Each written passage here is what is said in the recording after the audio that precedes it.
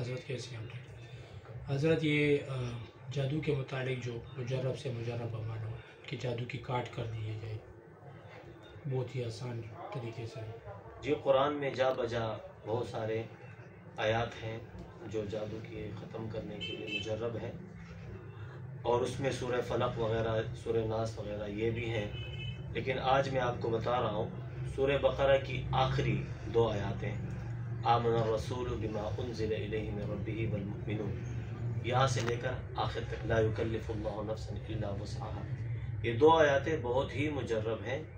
اور آپ اس کو ہر نماز کے بعد 7 مرتبہ پڑھا کریں. اول آخر درود شریف، بعض لوگ پوچھتے ہیں کہ اول آخر درود شریف پڑھ سکتے ہیں، نہ بھی پڑھیں تو کوئی حرج نہیں ہے.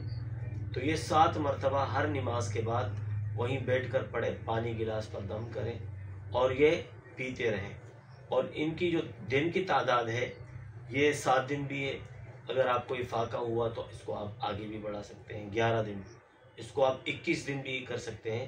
اور بہتر یہ ہے کہ 40 دن یا 41 دن اس عمل کو جاری و ساری رکھیں.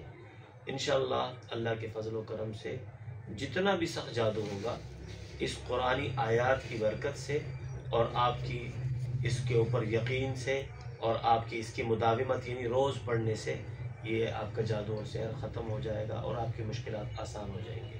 جزاک اللہ.